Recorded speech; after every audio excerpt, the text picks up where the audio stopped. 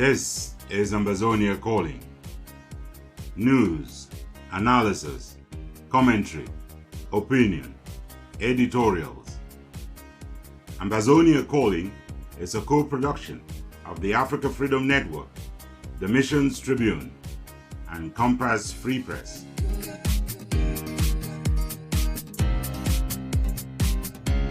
Welcome. My name is Ntumfoyn, Herbert, and I bring revolutionary greetings from our studios in Washington, D.C. to all of you, friends of Ambazonia and fellow Ambazonians on Ground Zero and across the globe.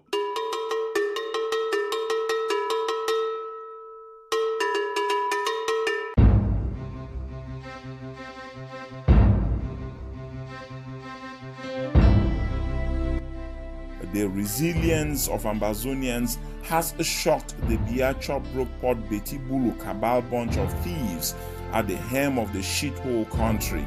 Excuse my French. Innocent cheer for Ambazonia Calling. Have all these years of colonial subjugation transformed us into zombies? This is Willibrod Ade. If COVID-19 is spreading in your community, stay home as much as possible. I'm Dr. Jay Butler, Deputy Director for Infectious Diseases at CDC. We must first survive COVID-19 in order to continue fighting. This is Lambert Mbom. Then London did worse. Britain did not stop there. This has been Manjun Jut Ambe And Divine Angie. There is an award on Nyamfuka that Ambazonians can avoid. This is Veronique Betimfe. Obviously, one test is not enough to prove leadership, yet no test can be ignored. This is Tani Jude Agua Uzgen. The problem of Ambazonia is to exit the French vortex. This is the monk from Ibalikumato. The past has been a mint of blood and sorrow. That must not be true of tomorrow.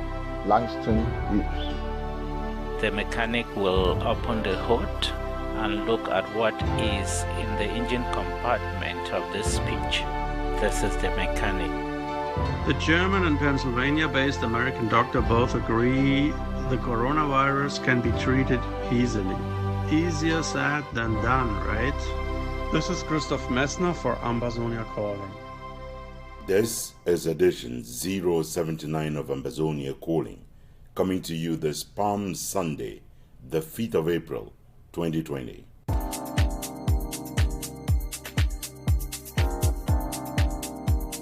This is Ambazonia Calling. If you ask world leaders at any given time what it is they were preparing to defend their countries against, the last threat they would have imagined, the last one that would have come to their mind and popped out of their mouths, would not have been a virus. But that is what the world is facing right now. And in this week's editorial, Bobe Lambert Mbom says the world's biggest military powers are humbled by the coronavirus. Here's Bobe Mbom with our editorial for the week. Who could have predicted that with all the giant armies the world has built and maintained at exorbitant costs, it would be a virus, invisible to the naked eye, that would have the entire globe holding its breath or gasping for survival. All the bombs we have built over these decades, and we cannot even use one of the nuclear bombs that was built at the price of thousands of ultra-modern hospitals to defend ourselves against the coronavirus pandemic. How true the words of the Holy Book that alert us. Vanity. All is vanity. The lethal power of the coronavirus has our world on its knees. So strong is the fear it has wrought that previous pandemics like HIV/AIDS, Ebola, malaria would be gladly welcomed as substitutes. The sheer force of the COVID-19, its ability to cross borders without visas and to kill anyone, no matter their age, social status, class or rank, has the entire world petrified. And rightly so. COVID-19 has revealed the extent to which the world has cared more for how to make war than how to care for mankind. COVID-19 has revealed the porousness of health systems worldwide. The grave is such an equalizer. But even as we make this claim, we must recognize and lament the fact that Africa will see millions perish. A continent looted by its so-called friends from the West and underdeveloped by its leaders is not prepared for the storm that is about to hit. The most vulnerable of Africans, those already badly affected by wars, violent conflicts, poverty, by tyranny, those in refugee camps and in jails are doubly trapped. Ambazonian refugees in Nigeria, Ghana, and other neighboring countries are at great risk. Just imagine that one person gets infected in this camp. It will be a great tragedy. And yet monsters in power like Paul Biya, who have been too afraid of a worldwide outcry to execute their political opponents, are waiting long enough to see the coronavirus convert mere prison sentences against dissidents into death sentences.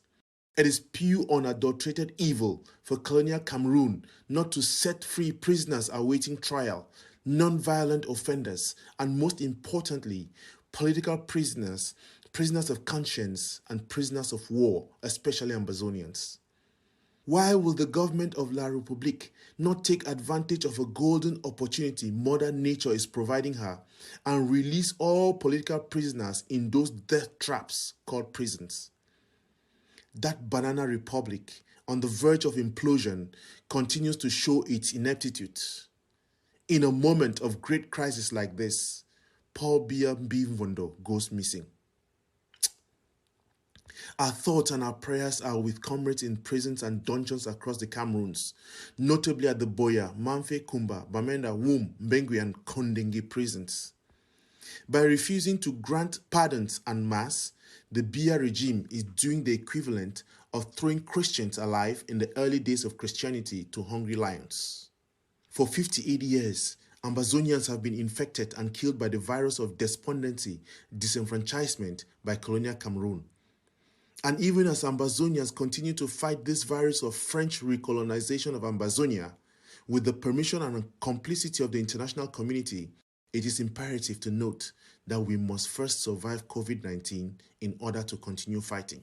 And as the Holy Book promises, this too will pass. Every plague in Egypt was meant to send a message to Pharaoh and his wicked regime. They did not listen. Is our world going to listen to the message of conversion this plague is sending to our world? Let us survive to find out. Stay coronavirus free, everyone. This is Lambert Mbom for Ambazonia Calling. Corona, leave us. Corona, who say you come out? Now the crops again. Go now I've heard too much. Now I've heard too much. Go now I've heard TJ me. Every day another issue. Every day another palaver. Every day another Yahweh. From pen to pen, that kind of life. Where till we do, Baba. We thought this life could be a place for our gain, but now everything is turning into pieces for our pain. Yeah. Yesterday was Ebola and HIV. Today na Corona. Corona, who say you come out? Leave us alone. Leave us alone. Leave us alone. Baba, heal us. Some people there for push this over. Wait till it is so. It's not by might or by my power. I depend on you alone. Besides the World Health Organization, one of the most authoritative sources to which you should refer frequently is the CDC, the Center for Disease Control here in the United States. Following up our edition last week, which was entirely devoted to the coronavirus pandemic, and thank you for all your feedback, we are bringing you additional information that you need to know from Dr. J. Butler, who is the Deputy Director for Infectious Diseases at the CDC here in the United States.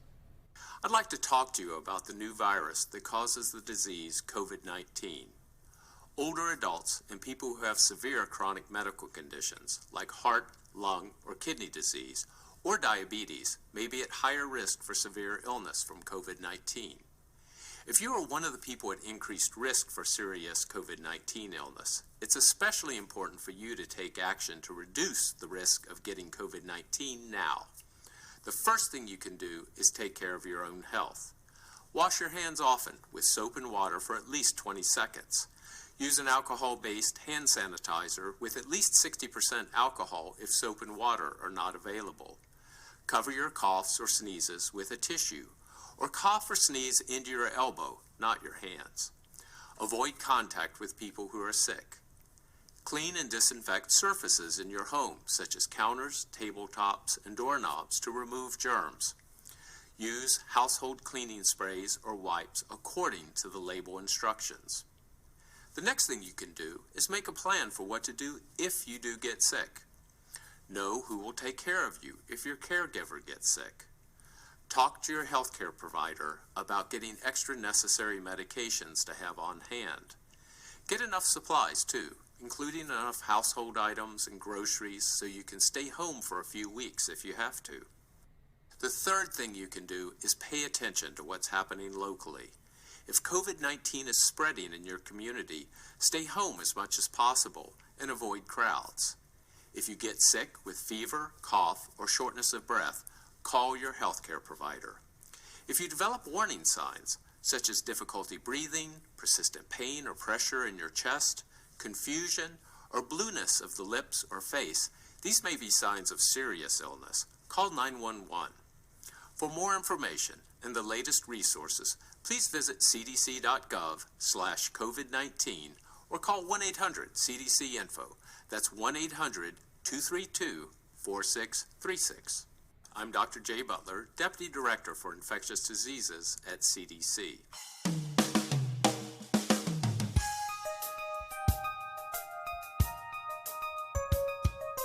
This is Ambazonia.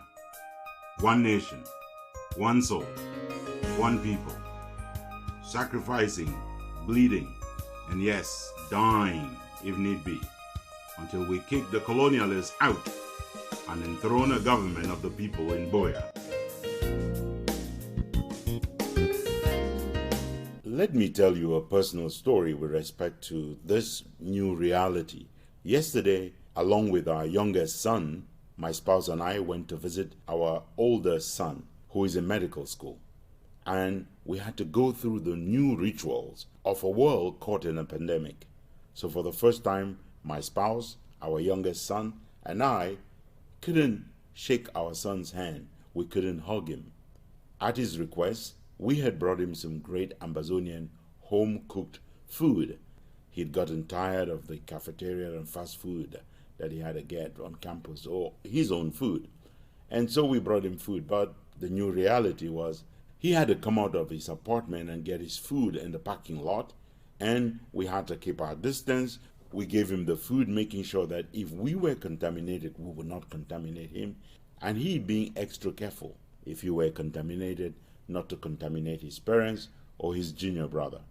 That is our new reality. That is our new world. Let us be happy. Let's win the war against the virus, and there's plenty of love to be given and to be received on the other side. As one great saying in the middle of this pandemic goes, divided we survive, together we perish.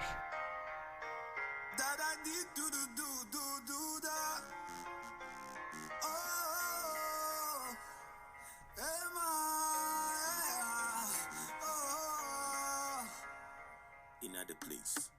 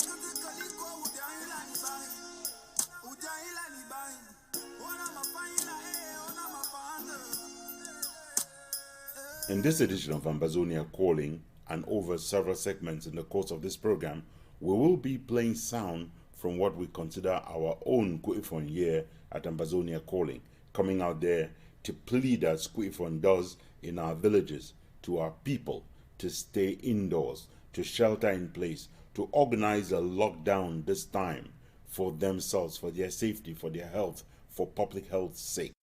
Barrister Manjong Judambe has got the opening segment of our appeal to the people of Ambazonia. This is about survival, and in the background of the sound of the recording by Barrister Manjong Judambe, we are including what will be the typical sound you would hear in the streets of New York today, with emergency workers rushing thousands of patients to overloaded hospitals. Here's Barrister Manjong Judambe with our opening appeal. Please, my brothers and sisters, please, my papa and my mama, this thing is for real. Take no chances. Follow every direction that you've heard from the World Health Organization. Keep your distances away from people. Stay away from crowded areas. In fact, if you can, and I beg you all to, stay at home. If it is not a must go, please do not go. If it is putting societies like the United States, Britain, China on their knees, what do you expect it's going to do to us? So stay at home. There's nothing more important than you staying in your house and don't go anywhere. I beg of you, I beg you all, wash your hands, cuddle your family together, hold your kids together, keep them under you. Like we say in Pidgin, cover them like mommy found to cover a Pekin. Please. It is important that you follow these. If not, we are not going to be able to stand the sight of what is going to come after us. What these terrorists from La Republic are doing to our brothers and sisters is going to be nothing. I beg of you, stay at home. This is Manjong Judambe, joining my voice with all those reasonable people out there to beg you all so that we can live to see tomorrow and keep on with this revolution until we get to BOYO. Thank you all very much. This week, Ambazonia Calling is brought to you by themissionstribune.com, compassfreepress.com, and africafreedomnetwork.com. One of the best ways of preventing the spread of the coronavirus, one way of protecting yourself, is to stay at home. And Jerry Oyedele, one of our neighbors from Nigeria, put together this wonderful song.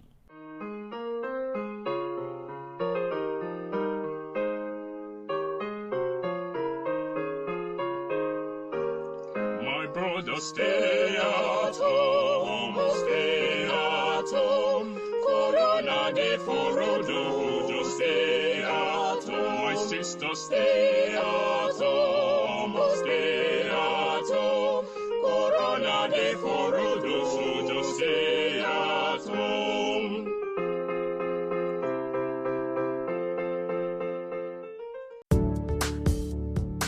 Hello, good people of Ambazonia. This is Willibrod Ade with Ambazonia Calling. I am Innocentsia, and you are listening to Ambazonia Calling. This is Tanya Jude Agua Ozogen. You are listening to Ambazonia Calling. Hello there. This is Manjong Judambe. This is Lambert Mbom, and you are listening to Ambazonia Calling.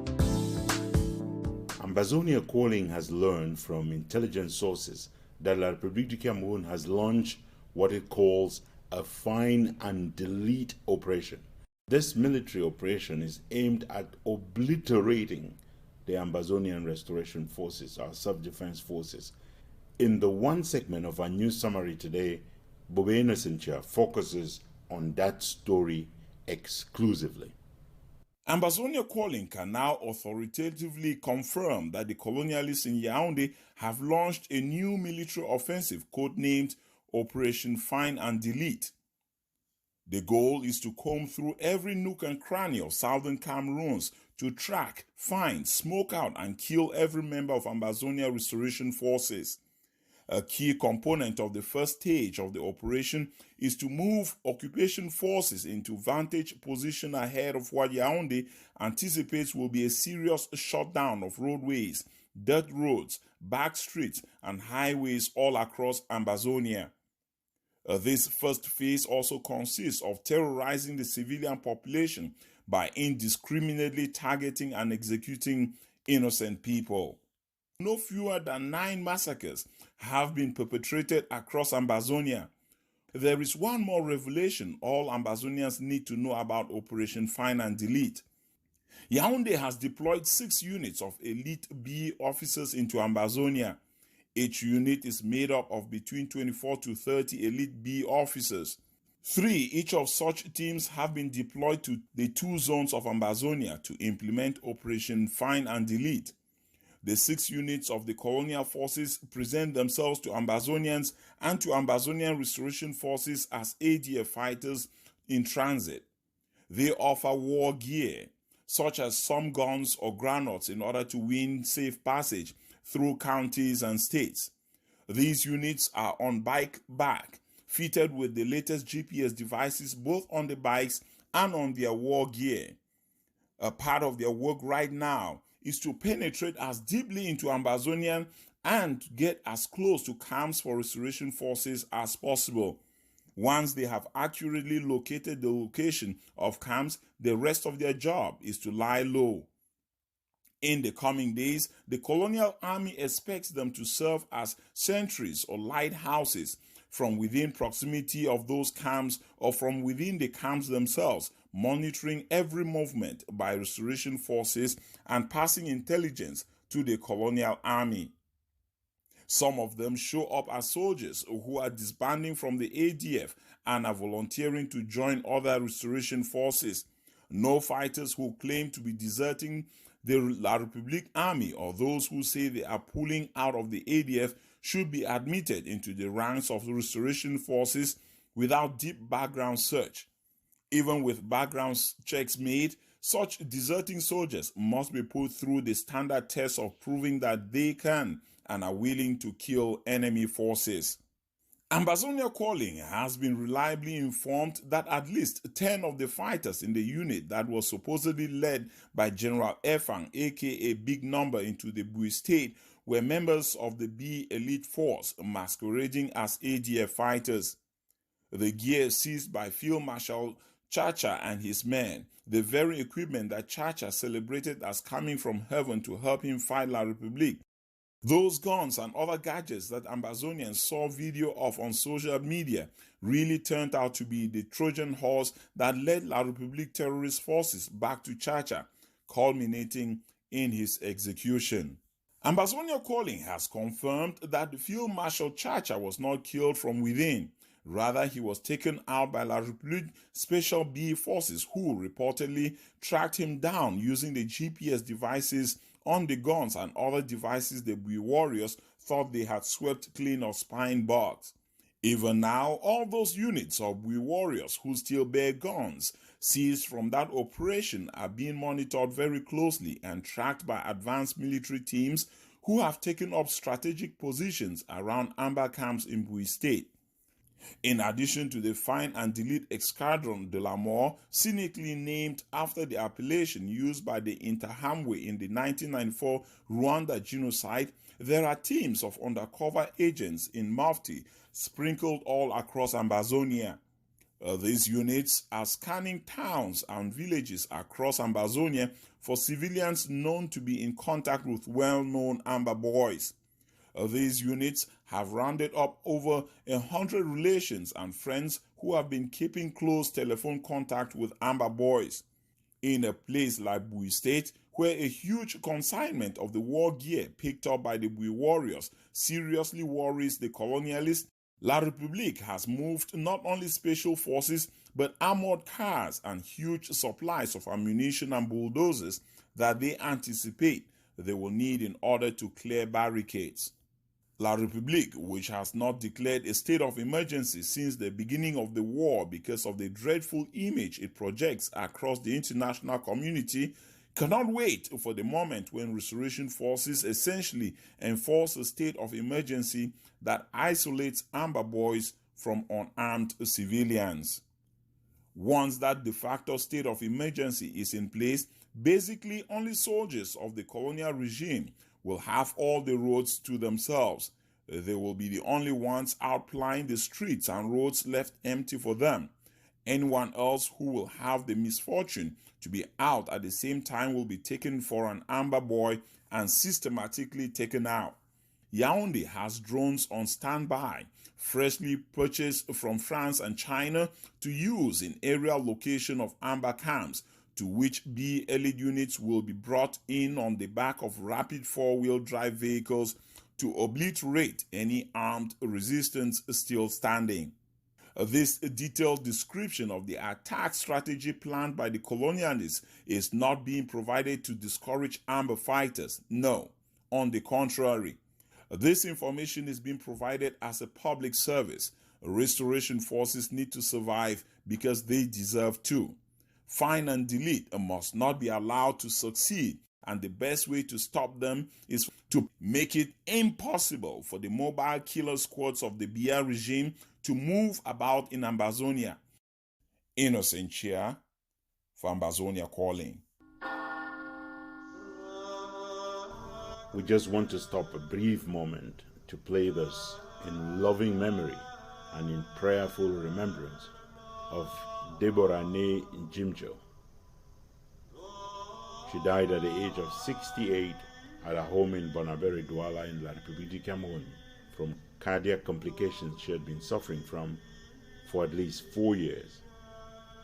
We have her in our thoughts and prayers, along with her surviving spouse, Mr. Jimcho, who is in his 80s, along with her 4 children, 3 girls and 1 boy, as well as her 7 grandchildren. May the soul of Ma Deborah Ne Njimcho rest in perfect peace.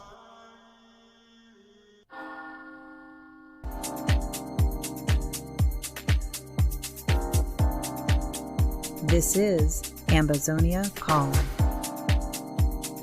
Still ahead in this edition, we have the devil unmasked. We have a winner for the Nyamfuka of the week. And we are not done until we have heard our letter to Joshua. So stay tuned, kick back, relax, and enjoy Ambazonia Calling.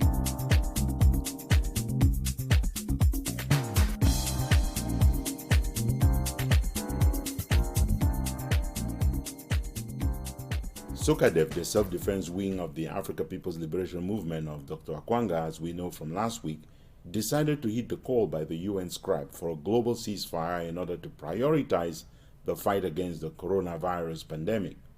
Other self-defense groups in Ambazonia have found 1,001 reasons why they should not do that, begging analysts to question who did the right thing. Here's Tanyi Jude Agwa Uzugen. There is nothing like a crisis to reveal leadership or the lack of leadership. Take the response from the White House in the ongoing outbreak of the coronavirus and compare it to the White House response in 2014 during the outbreak of Ebola in West Africa, and the difference is like night and day. Obviously, one test is not enough to prove leadership, yet no test can be ignored.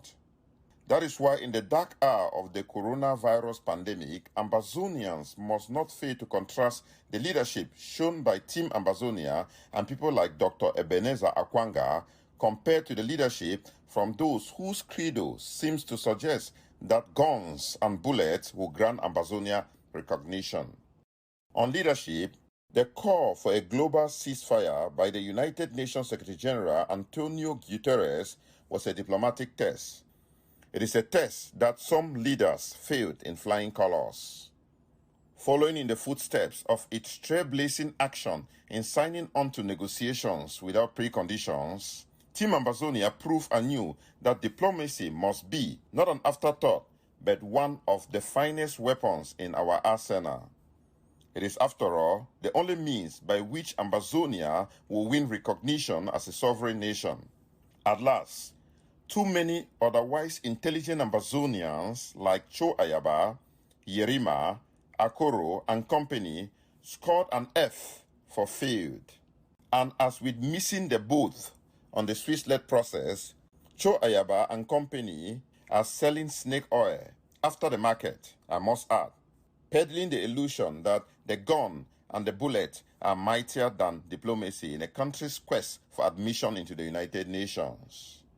The bitter truth is that Cho Ayaba and company cannot believe that it is Dr. Akwanga's Sokadev that put Ambazonia on the United Nations map, not them. All of a sudden, it is no big deal. How could it be a big deal when it is not egg of sea that is acknowledged? Is there only one Ambazonian out there who believes that had the United Nations acknowledged egg of sea instead, they will be belittling the fact that they got on the radar of that world body? Team Ambazonia and Akwanga know that the global ceasefire is largely symbolic. It is an operation in public relations. Signing up serves as a headline-grabbing tactical move. Guerrilla forces from the Philippines, Syria, Palestine, and Libya all announced unilateral ceasefire, and I am sure Cho Ayaba and company will be the last to suggest that the Palestinians announced one because they were abdicating their duty to the Palestinian people. The gnashing of teeth from all these Akwanga's haters is what haters do when you score one over them. And you know what? I can feel their pain. This is Tani Jude Agua Ozugen for Ambazonia Calling. There's plenty of commentary and analysis still to come, so don't go anywhere. Yes, ground zero lives matter. The lives of our people being slaughtered on ground zero matter a lot. The earlier we stand up and hug and kiss and love the uncomfortable truth and do the right thing and stop personality worshipping, we have to put our people first.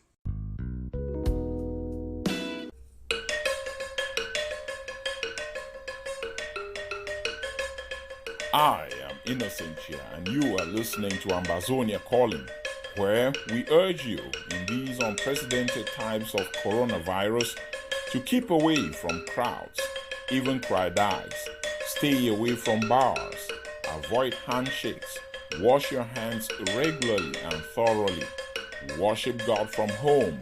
Remember that God quarantined Noah and his family in the ark. Wear a mask when out. They are easy to make. Lead in the fight to stay alive. Don't follow the crowds like a fly to the grave.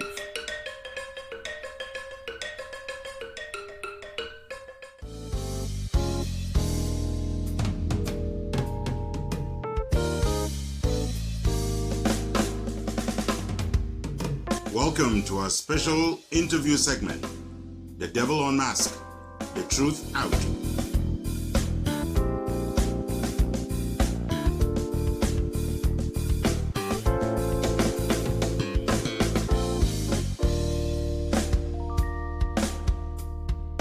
In the midst of this revolution, some heroes and heroines have emerged. Ordinary people have done extraordinary things. But also in the midst of this revolution, we've seen the worst of Ambazonians. In The Devil Unmasked today, we are skipping the big interview in favor of an in-depth paper. Here's Willie Brother wondering just what kind of people Ambazonians are. As usual, he's got one of those profound reflections for every Ambazonian, so he's a guest. In the first part of this 4-part reflection paper, he gets to set the scene of the dark months that Ambazonians have witnessed, those months when people have acted like monsters, persons who are supposed to be in leadership of this revolution. For quite some time now, Ambazonians have been attacking each other on social media and through audio messages.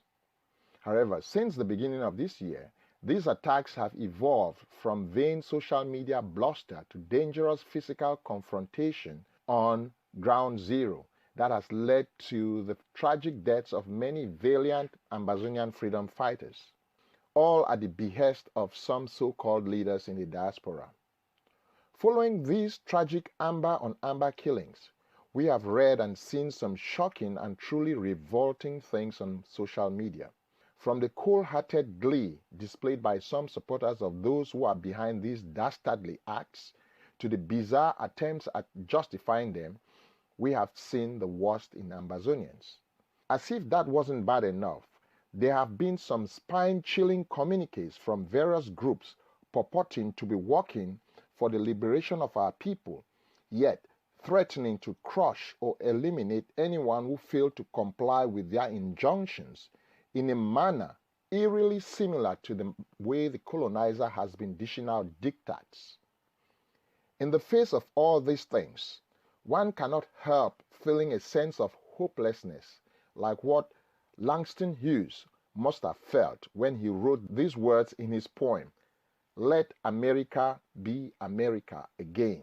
We could actually replace America with Ambazonia. And I quote from the poem, "So for all the dreams we have dreamed, and all the songs we have sung, and all the hopes we have held, and all the flags we have hung, the millions who have nothing for our pay, except the dream that's almost dead today." End of quote. How exactly did we get here? Where did we go wrong?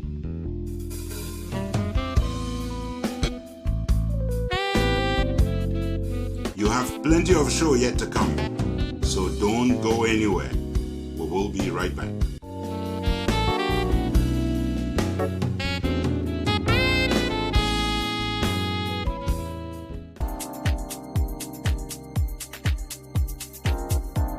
This is Tanya Jude Agua Ozuge. You are listening to Ambazonia Calling, the public space for informed debate on the Ambazonia restoration quest.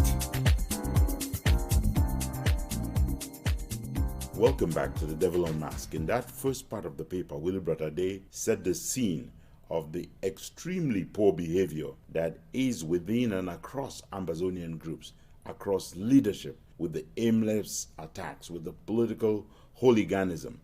And he asked the big question in this second part: have we become zombies? Here's Will Brother Day. These things have led me to question who we are as a people. For a people who resisted the French cultural onslaught in the wake of the annexation of our country by La République du Cameroon, it is hard to believe that we are the same people allowing ourselves to be bamboozled by a collection of navel-gazing quacks. Have all these years of colonial subjugation transformed us into zombies? Or is it a manifestation of Pavlovian conditioning that has caused us to be addicted to dictatorship as a result of our ungodly association with La République du Cameroon? No, this is not who we are. We need to become true Ambazonians again. Let's draw some inspiration from the poem, "Let America be America again." We could actually replace America with Ambazonia. Quote, "Let it be the dream it used to be. Let it be the pioneer on the plain, seeking a home where he himself is free. Let America be the dream the dreamers dreamed. Let it be that great strong land of love, where never kings connive nor tyrants scheme, that any man be crushed by one above. End of quote. We could actually replace America with Ambazonia. People don't kolo everywhere for Europe because of coronavirus. We know kill many people in Africa, like Corella way can nearly kill everybody. Not to talk of malaria way go fake kill like 3,000 children just daily. Nobody will talk about it because they suffer for what poverty. The claim is democracy, it's pure hypocrisy, cause our leaders, they don't like us. They go gather money, take them, go to for Europe. Why we they die home with hungry? Only hungry kill us past corona. Every death way they come our way, we go see because we know say this one are this, but coronavirus just come unaware. Everybody just start to talk about it. For Africa now soft news, make I tell you, it's not a hot news in Africa. Hello there. This is Manjong Jurambe. You're listening to Ambazonia Calling. Please hang in there with us.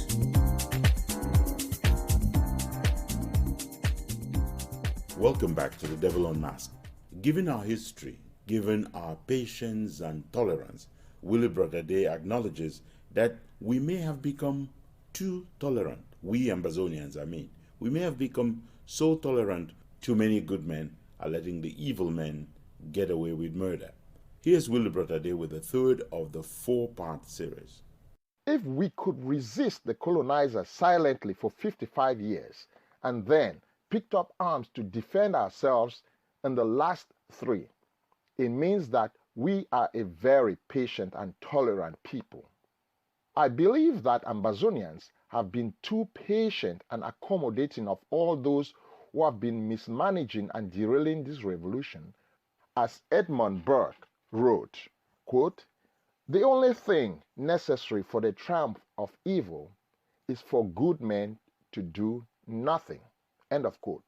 And in his essay, Why Men of Goodwill Must Unite, he writes, "When bad men combine, the good must associate, else they will fall one by one, an unpitied sacrifice in a contemptible struggle." End of quote. Do the good men and women of Ambazonia, particularly those in the diaspora, want to end up as an unpitied sacrifice because of their blasé attitude towards the revolution?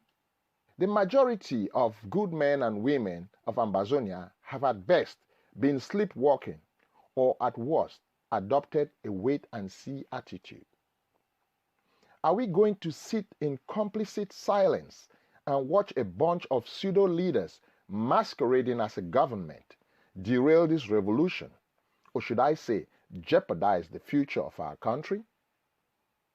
Are we going to allow ourselves to be browbeaten by the rabble-rousing mob of zealots and cult followers on social media that some Ambazonians have been reduced to? Or are we going to stand up and do something about it? It was the Greek philosopher Plato who once said, "One of the penalties of refusing to participate in politics is that you end up being governed by your inferiors." End of quote.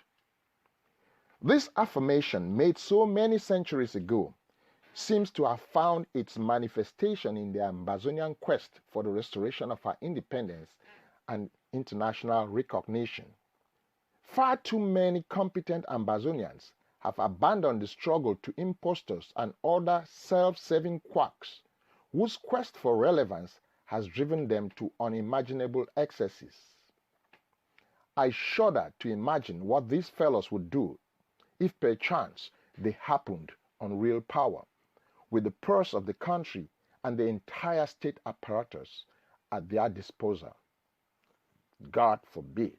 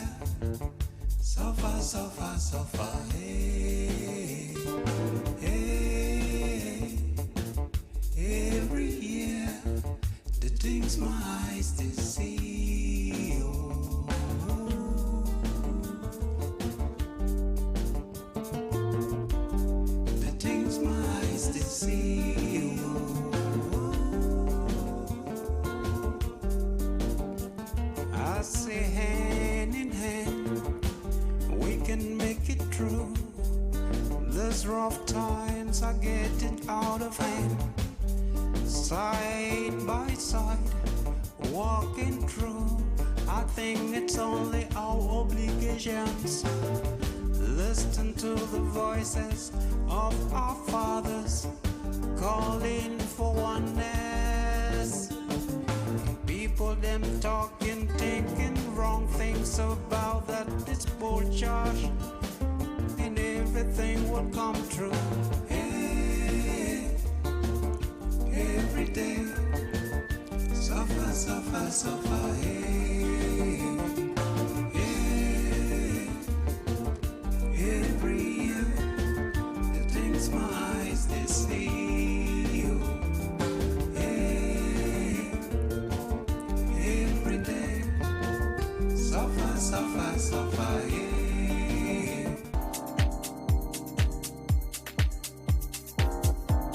I am Innocent here, and you are listening to Ambazonia Calling.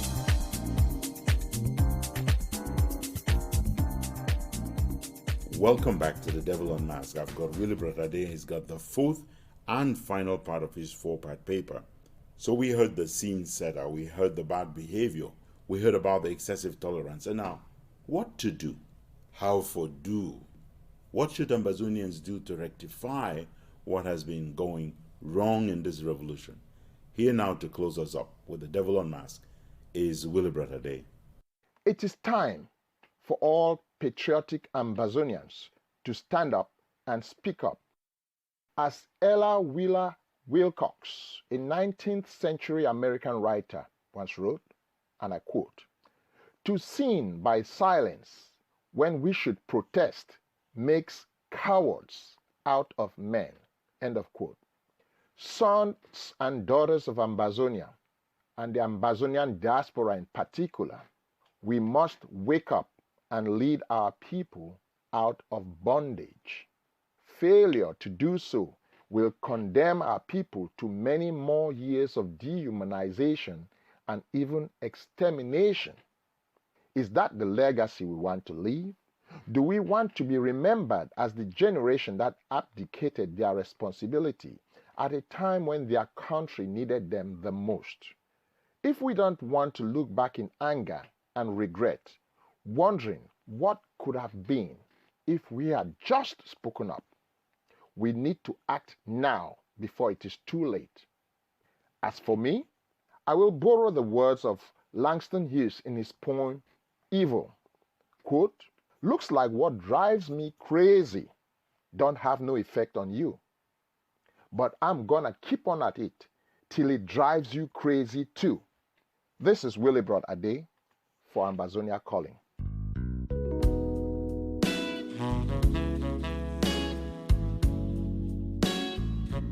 There's plenty of shows still to come, so please stay tuned.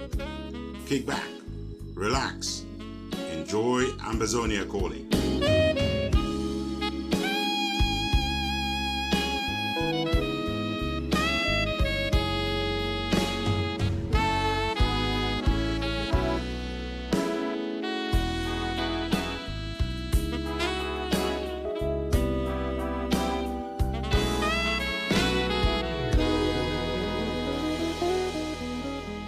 Here's a postcard I would like to share with all of you here at Ambazonia Calling. I got it from the beautiful city of Victoria in the southern zone of Ambazonia. These are very difficult times for the world and for the inhabitants of our country. However, we define that country.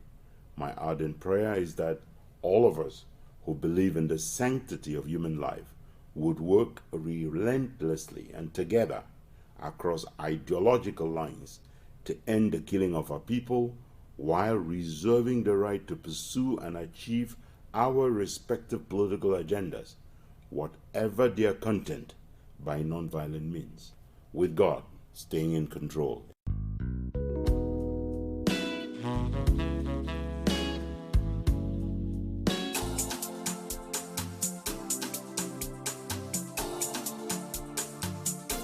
Drum roll, please. And welcome to our Nyamfoka of the Week segment. We don't do foolish, but when there are capital fools out there, we make it our duty to find them, and every week we crown one of them the Nyamfuka of the Week.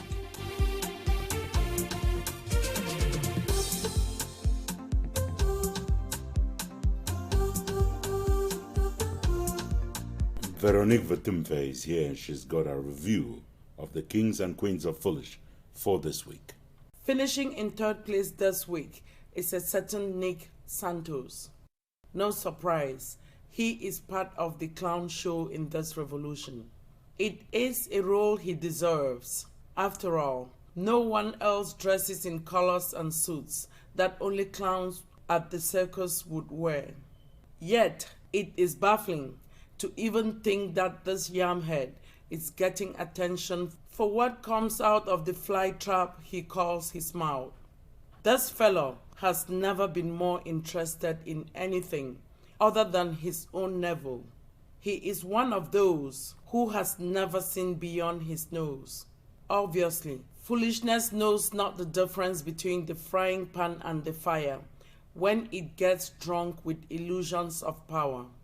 And that is what Nick Santos has been inflicted with ever since he considered himself some minister or senior official in a virtual government. Nick Santos already demonstrated in the margins of the APNC conference in Philadelphia what a clown he is. But this week, he took foolishness to a whole new place when he compared the Ambazonia problem with every other conflict in the Cameroons. For being the poster child of foolishness, Nick Santos is this week's third place finisher for the crown of shame, the Nyamfuka of the Week. Nyamfuka them all. In the position of runners-up this week are all those citizens of Ambazonia on ground zero or on ground one who do not plan to stay home as our homeland and the rest of Africa are about to be hit by the coronavirus storm. This is not an inevitable award. We are using it to hopefully jolt all Ambazonians out of any complacency. Take the virus seriously. Stock up. Stay at home. And we know it is not easy for you without refrigerators, without reliable electric supply, and without money to buy enough food. However, we plead with you to stay indoors. Make and wear a mask if you must go out. Do not believe anyone who tells you that black people are immune from the virus. Ignore the charlatan pastors and any country medicine man who claims they can cure you if you are hit by the virus. Do not be like Pharaoh in Egypt, refusing to heed the warnings from Moses. This is a plague. Stay home and save yourself, your family, your loved ones, and your neighbors. If you are an Ambazonian and you're playing invincible with this virus, then you are one of the runners-up winners of this week's crown of shame, the Nyamfuka of the Week. Nyamfuka them all.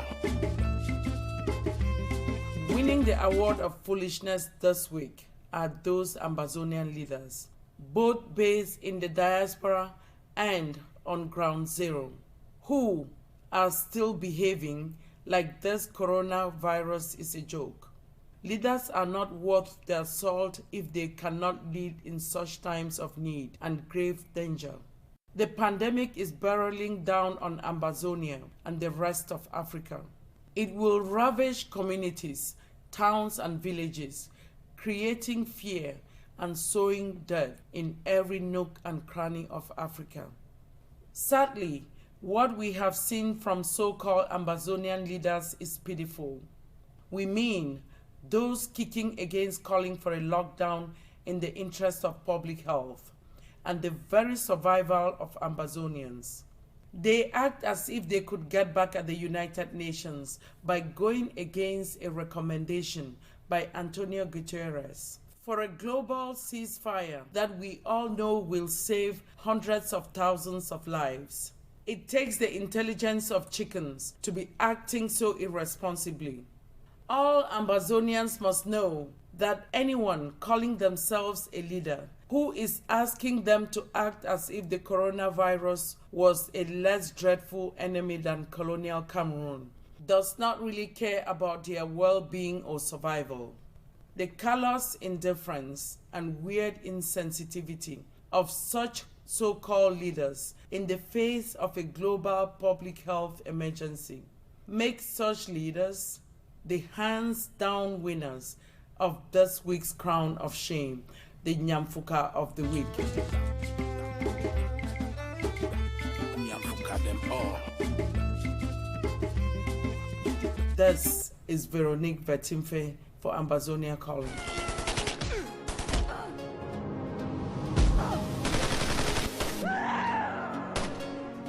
Kinrani go ambia mi we don't turn enemy see me my favune see yo. Kinrani birambia mi we don't enemy see me my favune wundo. Wailunde Nkume avishire fungu maveri lava kara wailundo. Akara yuvi chungi mbia miwora Lenvan viravik bifuk bao Mbia me fana jikobo. Notified your brother, notified your brother. If we live like one family, we go conquer tomorrow. Notified your brother, notified your brother. If we live like one family, we go conquer tomorrow. Cause I believe in unity, cause I believe in unity.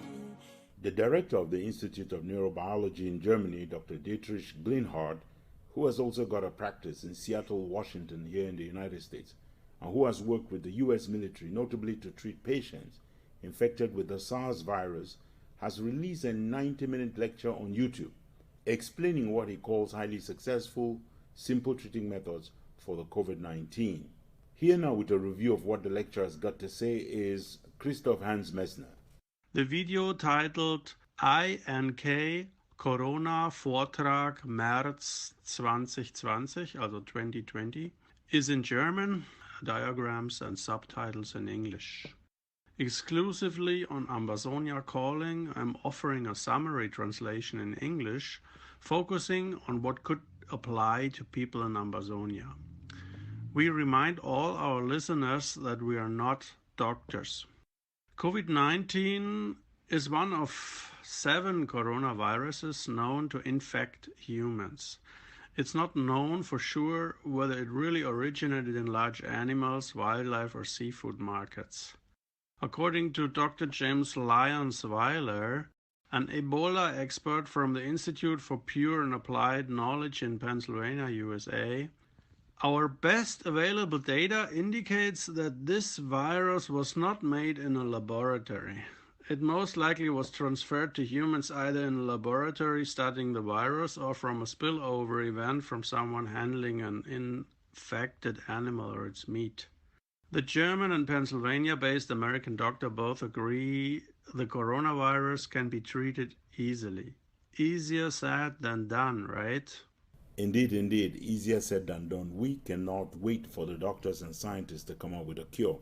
But one thing on which both the German and the American expert agree on is that the fatality rate per percentage number of people infected is higher with previous SARS than with COVID-19. As deadly as this virus has been, it's not as fatal as other well-known SARS viruses. The SARS-1 virus epidemic in 2002 killed about 10% of those infected and was brought under control by 2003. And the COVID-19 kills about 2% of those. Acute respiratory distress syndrome develops in 29% of patients. One person usually infects 2 to 3 other persons. Based on the video lecture on YouTube by Dr. Kleinhardt, what does he recommend that Ambazonians and others should do to limit the spread of COVID-19? Ambazonians can limit the spread by observing all the well-known instructions from health experts. Do not share food or drinks or utensils. Disinfect everything, including your cell phones, keys. The people most at risk of infection have underlying conditions like cardiovascular disease, diabetes, asthma. Now we get to the difficult to understand part for our ordinary listeners, but we're providing a list of drugs just because doctors in Ambazonia may recognize the drugs. So some of you may not follow this list very well. It may not be very interesting. But doctors in Ambazonia, if you think you want to hear the names properly and you want an email with the translation in English, contact Ambazonia Calling. We'll be able to get that to you. But let's go, Christoph. First, nutraceuticals for potential boosting of the type 1 interferon response to RNA viruses, including influenza and coronavirus. Second, antiviral drugs such as disulfiram and chloroquine phosphate. Third, antioxidants which can protect patients by quelling excessive lung inflammation. Fourth, nitazoxanide, also called Alenia or Daxone, and the drug remdesivir. Fifth, hydroxychloroquine, trade name Plaquenil, 400 milligram daily, and the antibiotic azithromycin, trade names Citromax or Acitrocin, and others, which are commonly used against malaria, have side effects if taken over a long period of time, but taken together for a week, they significantly reduce the viral carriage. Also, intravenous vitamin C in high doses, 100 to 200 milligram per kilogram body weight for 3 days, turned out to be very supportive in healing COVID-19 patients. As well, drinking a mix of 1 gram liposomal, non-liposomal vitamin C mixture by stirring 1 to 2 teaspoons of microphos into it and 1 gram nitazoxanide, Alenia, twice daily. When the illness is severe, take additionally to the 500 milligram chloroquine phosphate also 250 milligram per day artesunate for 10 days. And in milder cases, Artemisia annua. Let me repeat this warning. We are not providing this drug so that you can self-medicate in Ambazonia. This is for the attention of Ambazonian doctors who might recognize these drugs, who may see that they may be available locally, may want to import them, may agree with Dr. Kleinhardt. If they don't agree, obviously, they know what to do. They're medical professionals. They know this better than us. But please don't self-medicate on the basis of this. There's one last thing that Dr. Kleinhardt did. He indicated a whole series of herbs that might be useful. One of them comes from a tree that is widely available in Ambazonia, eucalyptus. So, Christoph, you've got the full list of the herbs. Let's go. Also, Andrographis paniculata, commonly known as Carete or green chirita, is an annual herbaceous plant native to India and Sri Lanka. It's a powerful anti-foreign herb which inhibits the virus to enter cells. It's called Andrographis paniculata. Other herbs that, if boiled and used, could prevent coughing, boost the breathing, and help pump oxygen into lungs. That includes calendula, licorice, scufallaria, rosemary, dandelion, eucalyptus, thyme, anise, lungwort, marshmallow, mullein, cowslip, and coltsfoot. These are just herbs who help to reduce the coughing. The bottom line is avoid to take selenium and ibuprofen. Keep your vitamin D level high. Drink warm water or tea every hour. Do not force yourself to eat when you're not hungry. Too many calories help the virus. This is Christoph Messner for Ambazonia Calling. Thank you, Christoph Hans Messner, for listening to Dr. Kleinhardt on YouTube and translating from German to English for the benefit of Ambazonian doctors. Thank you. For more stories from around the world, go to the World Wide Web at themissionstribune.com, compassfreepress.com, and africafreedomnetwork.com.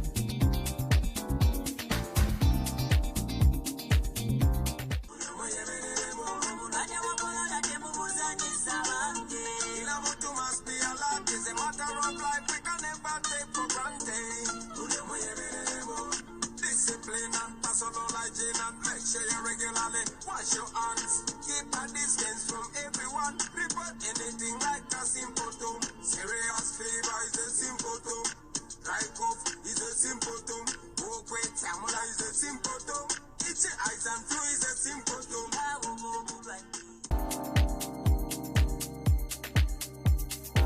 Hello, this is Willie Brother Day, and you're listening to Ambazonia Calling.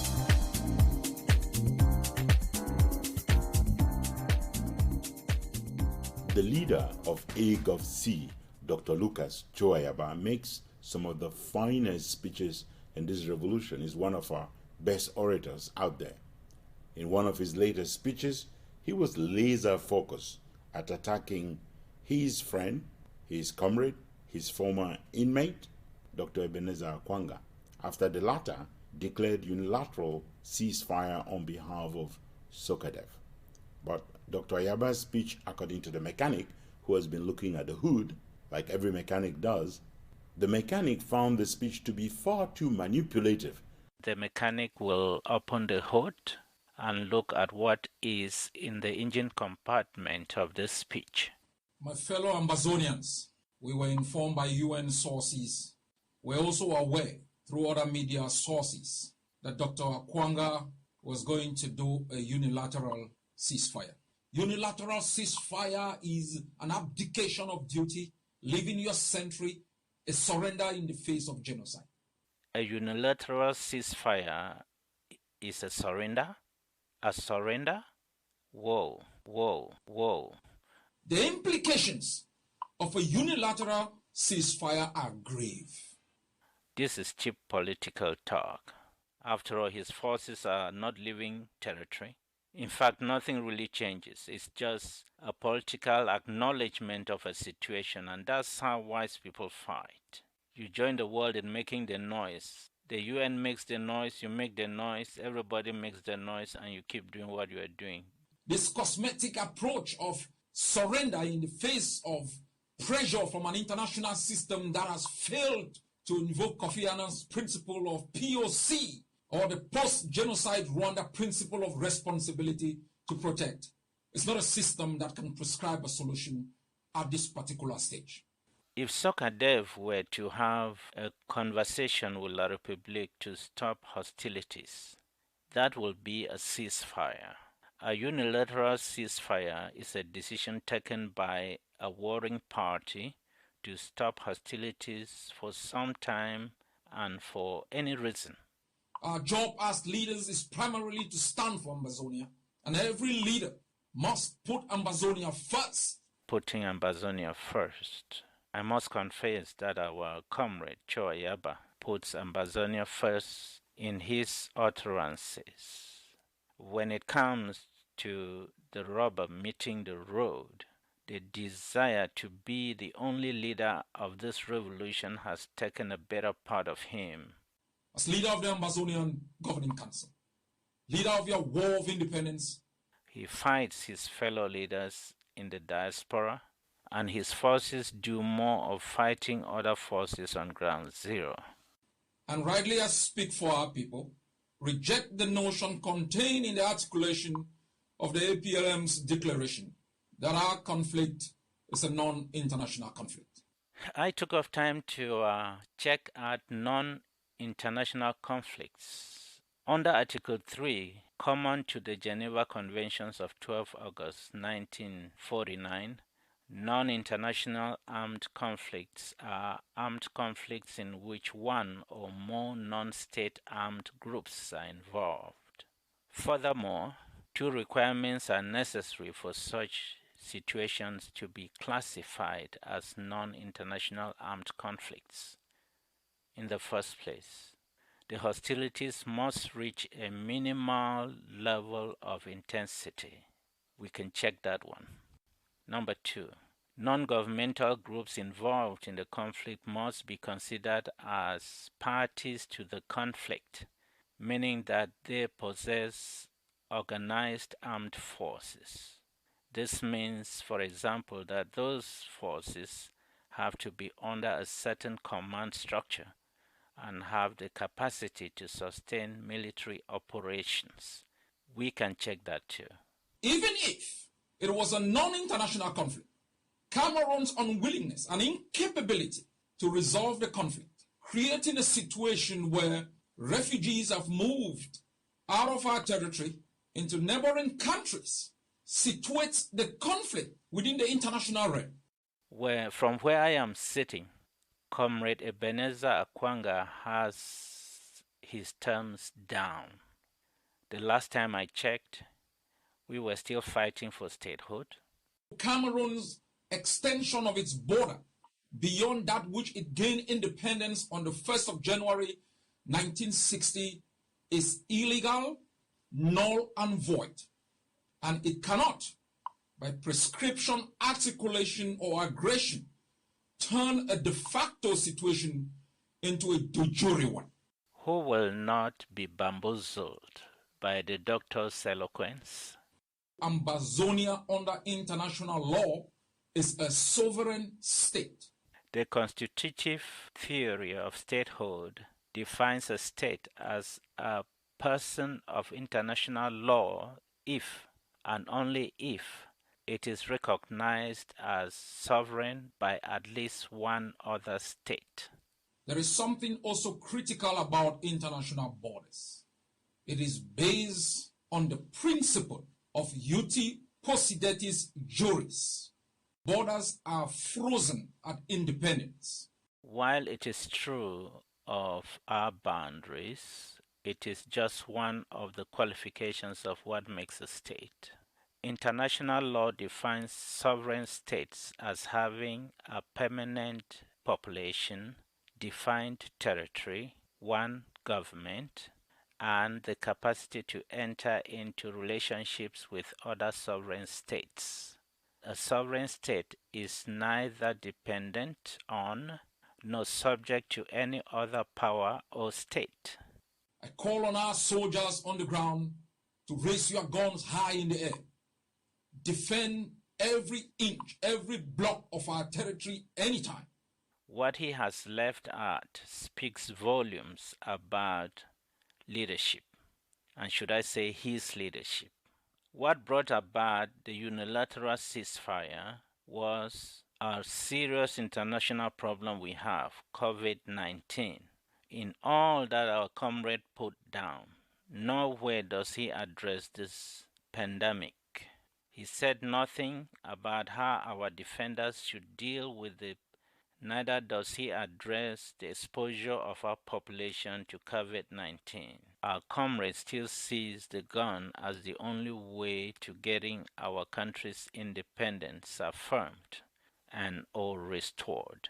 Yet the action he eloquently speaks about is absent on the ground. We came to the conclusion that the Swiss charade was not designed to resolve the conflict between Ambazonia and Cameroon. It was designed to restore the status quo, restore peace without justice, and keep Ambazonia in perpetual servitude under Cameroon. He has time and again publicly said he will get our statehood through the barrel of the gun. His idea of diplomacy, as you can tell from his utterances, is one that he dictates and others listen. Don't take my word for it. Listen to him speak. We said this clearly to the Swiss. We said this clearly to the Americans. We told this clearly to the Europeans. We did not only reject what the Swiss presented, we presented an alternative that was accepted. We made it absolutely clear that we have watched this movie before. our comrade Ayaba and his surrogates joined La République in fighting against the mediation. What he just said in this message is not as derogatory as what he has been saying against those who signed up for mediation, the mediator, and the rest of the world that endorsed the mediation. The same United Nations that is greeting a unilateral ceasefire, the European Union, the Americans, and the others immediately moved to support the Swiss process. And why they did that was to put psychological pressure on the Ambazonian Governing Council. And so when I come out again to reject it, you may call me names. You may say what you want to say, but I'll live and stand and die on principles that save the Ambazonian people. This struggle will be won by leaders who walk the uncomfortable fine lines at the edges, not by people who are trying to only go to where highways lead, the boulevards, the express roads, where everybody's walking. Those are not the people who bring us the results we're looking for. Those who look for boulevards to walk on, they will keep us stale-bound and deliver little while the suffering continues in our homeland. Ambazonia will be free. This is the mechanic. The only way we will obtain what we want is to sit on the negotiating table, because history is on our side. Legitimacy is on our side. So far, morality is on our side. Geography is on our side because we have the international boundary treaties. So we cannot be scared to negotiate. You will never be able to conquer us through arms. It will never happen.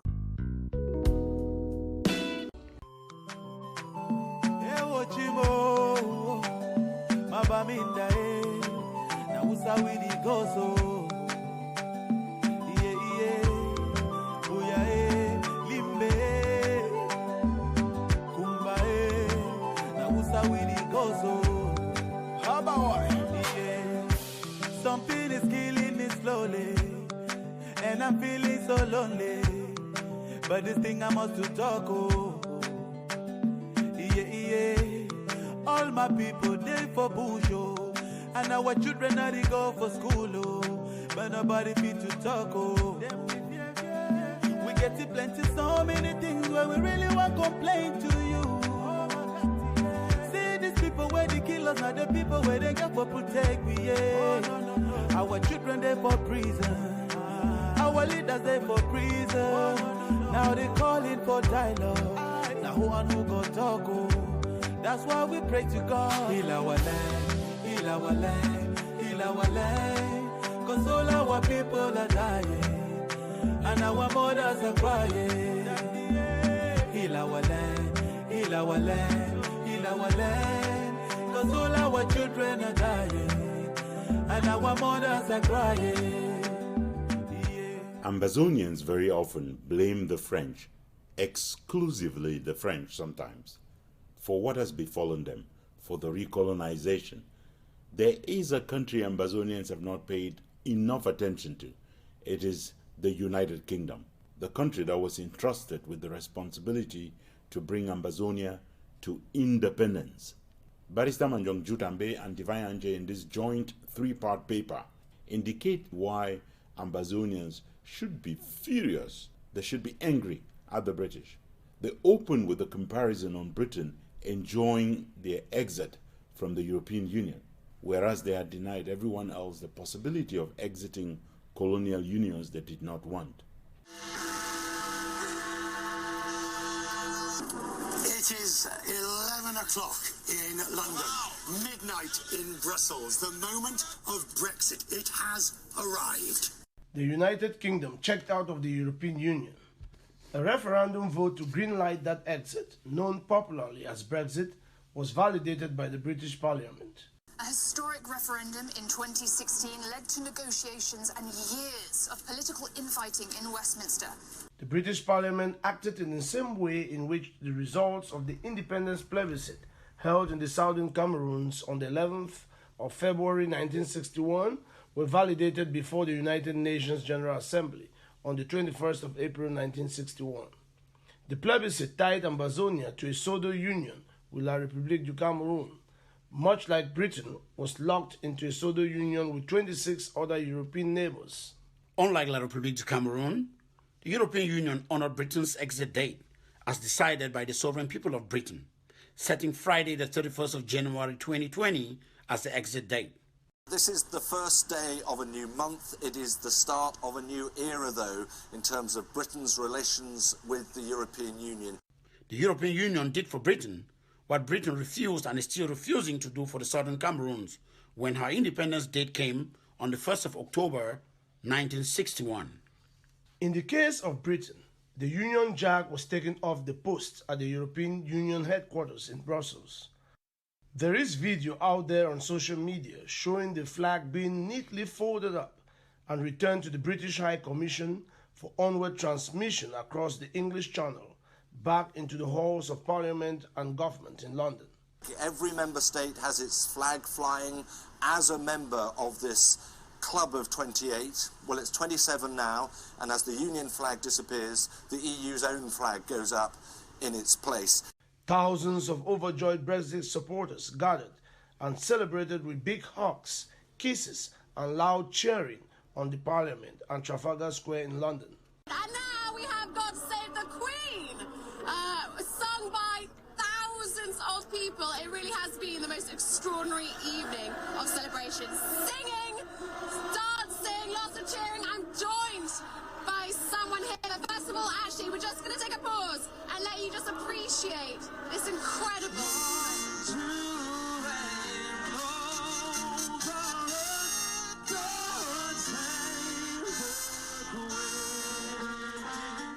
The British are enjoying the dignity they give themselves by valuing the will of their people more than the will of the sovereign people of Southern Cameroons. So the Leave Mean Leaves campaign is celebrating in Parliament Square.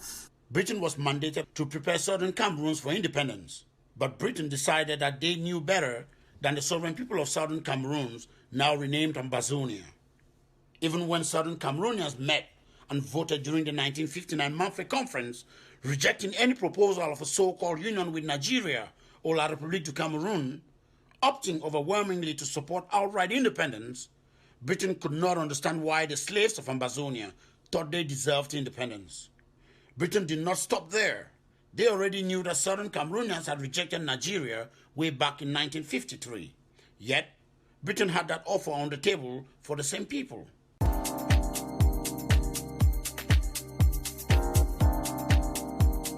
This is Ambazonia Calling.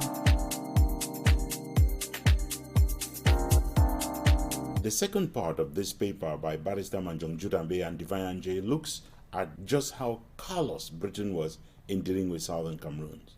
Britain did not bother to abide by the will of our parents and grandparents, though La République du Cameroon voted on the floor of the United Nations General Assembly against both the independence of Southern Cameroons and the so-called union with French Cameroon, thereby indicating clearly what their ultimate ambitions and or scheme was. Britain cannot say it did not know because our forebears protested loudly and even ended up in crisis meetings with the British, holding the London conference at which they had, once more, stressed their demand for outright independence. London royally ignored the aspirations of the Southern Cameroonians then, as Britain is ignoring the aspirations of Ambazonians today. After all, what the hell do black people want to do with the same rights as white people, right? Then London did worse, of course. Upon lowering the Union Jack at what would today have been the Tico International Airport on the 30th of September 1961, Britain handed the flag and other instruments of government to the annexationist president of next door, La République du Cameroon, in the person of Amadou Ahidjo, instead of handing them over to Mr. John Ntumfoyn, the Prime Minister of Southern Cameroons. Since then, Britain has never stopped inflicting its evil on Southern Cameroons. For starters, immediately after the results of the independence plebiscite were endorsed by the United Nations General Assembly, Britain failed to show up at the Fumban Conference as directed by the United Nations General Assembly resolution. The choice of Britain was not a mistake. It was not something that slipped off the calendar. Nope. Britain certainly should know a little more about the things that it was quite directly responsible for. Britain decided to sell southern Cameroons to the French in much the same way as British citizens of old sold and bought slaves on the shores of Victoria and Bimbia. The French, who had no business being in Fumern, were given free rein by the British, through their absence and total lack of care, to recolonize Ambazonia. Britain had done it to India and Pakistan. Shashi Tharoor, author of Inglorious Empire, What the British Did to India.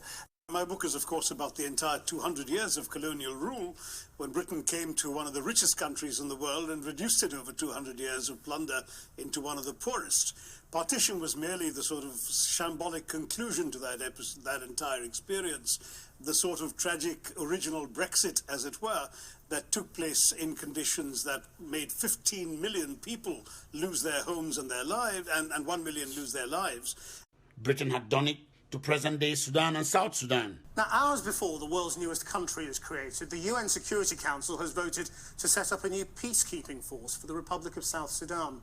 Africa's largest nation will effectively split in two, creating the independent state of South Sudan. Britain did not care. This is our country. Yes, we made it. But it's not weapons they brandish. Disabled veterans are the most potent symbol of South Sudan's half-century of conflict and its perilous future. Those involved were mere blacks, undeserving of the liberties independence brings.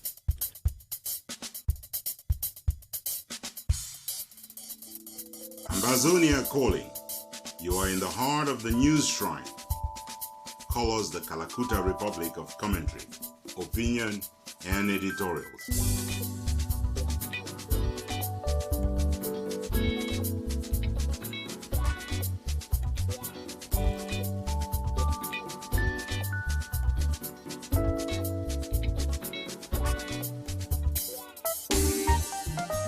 In the third and final part of this paper by Divine J and Barrister Manjong Jutambe, they ask Ambazonians, are you furious enough? After you listen to this last paper, every one of you should start going after the Brits to make sure that they correct the botched decolonization process. The British Empire pushed forward and shifted its focus toward Asia, the Pacific, and Africa, growing larger than ever. With anti-colonization sentiments high, the dismantling of this once dominant world empire began. Britain left southern Cameroons as it had found it, except for exploiting it as much as possible. Let me invite all Ambazonians to never forget that the only colonial vestiges you can see anywhere in Ambazonia are German buildings and monuments. The British built nothing and left nothing in southern Cameroons, except, of course, those racist clubs they had set up in BOYO, Bamenda, and Victoria. History about what the British did in their far-flung colonial possessions. Well, you say far-flung possessions, but I mean, you know, yes, famines killed hordes of people in India, but so too in Ireland as well. Absolutely.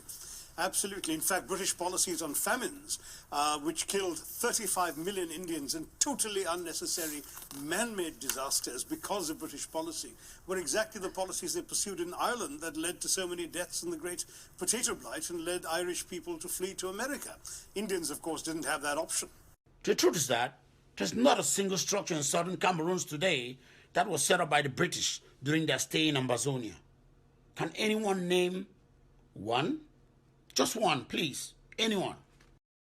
Britain cleared the way for the French to launch their assimilation program and to finalize their black-on-black colonization with the setting up of the Alliance Française in BOYO. Britain had not as much as opened a British consul anywhere in Ambazonia. They had not opened even the consulate, which next door Nigeria opened and has continued to run from BOYO. It was not until the 1990s that Britain tried for the first time in over 160 years of colonial links with the southern Cameroons to open what it called a British library in Bamenda. The most revolting thing is that Britain has not stopped undermining the people of Ambazonia, even now, even in the heart of this revolution for the restoration of our independence. Britain, not even France. I said Britain. The same country which sold us into the black-on-black recolonization showed up to sign a new oil and gas deal with the colonizers from Yaoundé, offering them the funding they so desperately needed to finance their ongoing genocide in Ambazonia. Liam Fox has bragged about a 1.5 billion pound deal, natural gas, with the government of Paul Biya, just off the Anglophone areas. And I wanted to know, I was surprised to see it. Please, excuse my French, but I'm so pissed that I'm done holding all of this inside. When is Britain ever going to feel ashamed of what they have done to our people?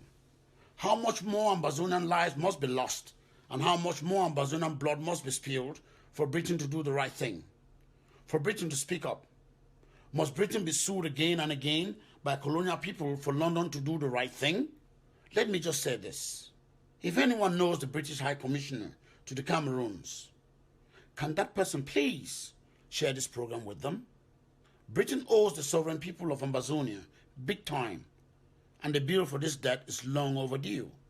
Can London please start by writing the check that restores the independence of Ambazonia and puts an end to the genocide? $1.5 billion natural gas contract with the Paul Biya government. As others complain about torching of villages, New Age, natural gas, Cameroon. That royalties from British firms and criminal silence from Buckingham Palace and number 10 Downing Street continue to fund?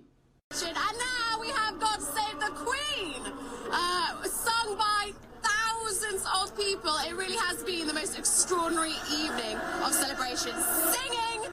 Can someone please tell Britain that it is so bloody wicked of Britain to be enjoying their Brexit when they have locked the poor and desperate people of Ambazonia into colonial slavery and genocide?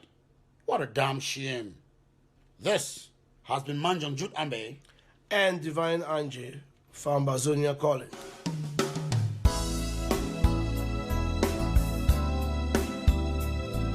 Stay tuned. Ambazonia Calling will be right back with more news, analysis, commentary, opinion, and editorials.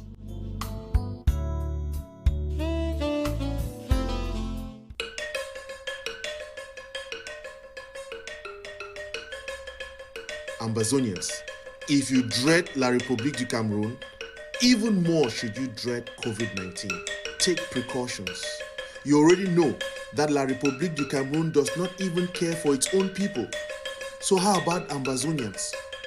This is Lambert Mbom, and you are listening to Ambazonia Calling.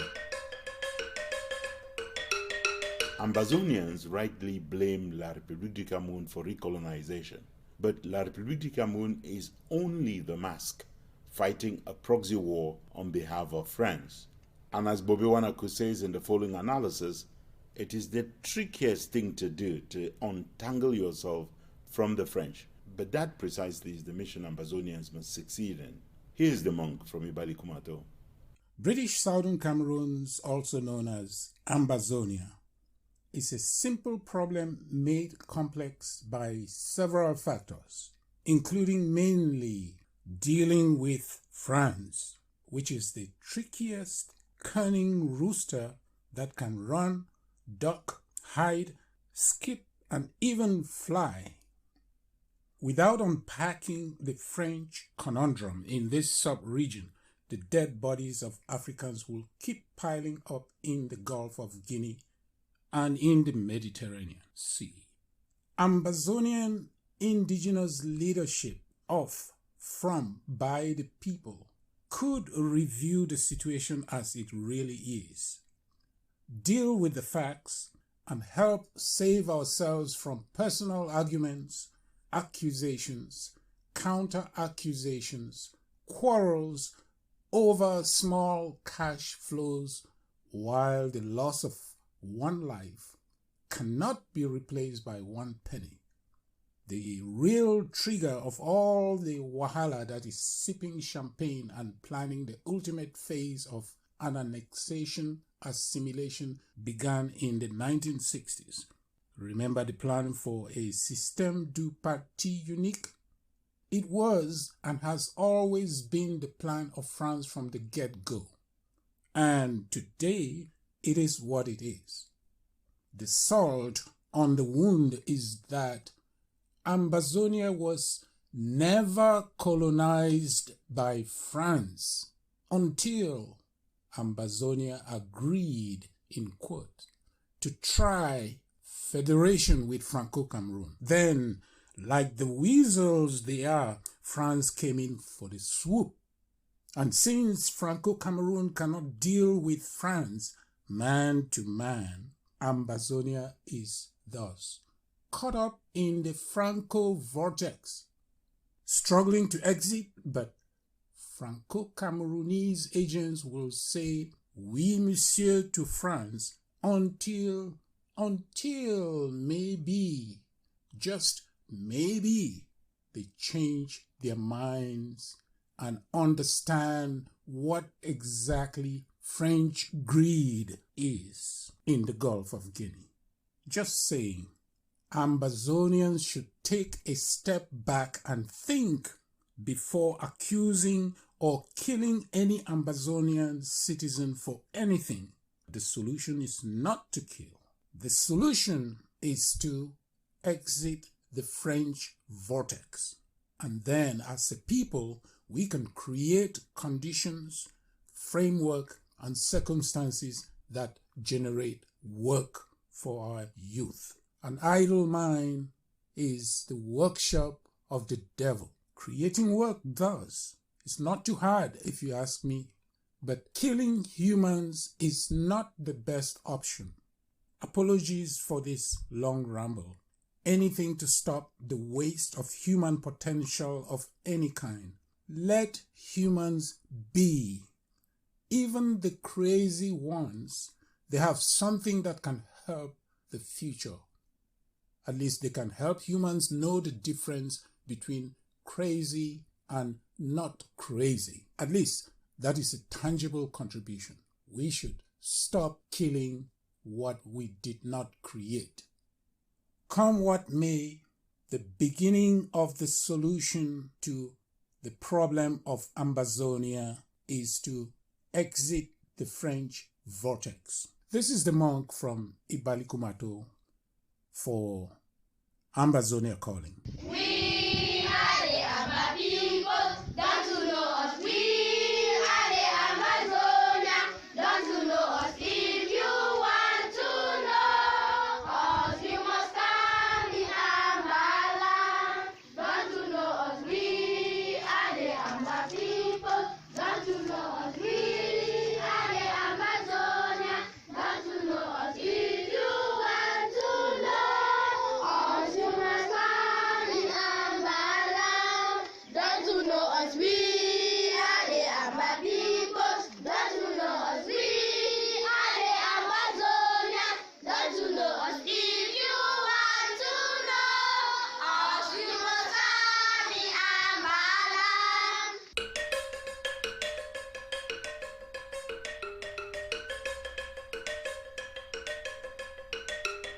Hello, good people of Ambazonia. This is Herbert with Ambazonia Calling, reaching out to you to remind you to adhere to all the directives given by the World Health Organization to fight against this coronavirus. It is real, it is deadly, and it is killing people every day. So please, don't shake hands, wash your hands with soap and running water.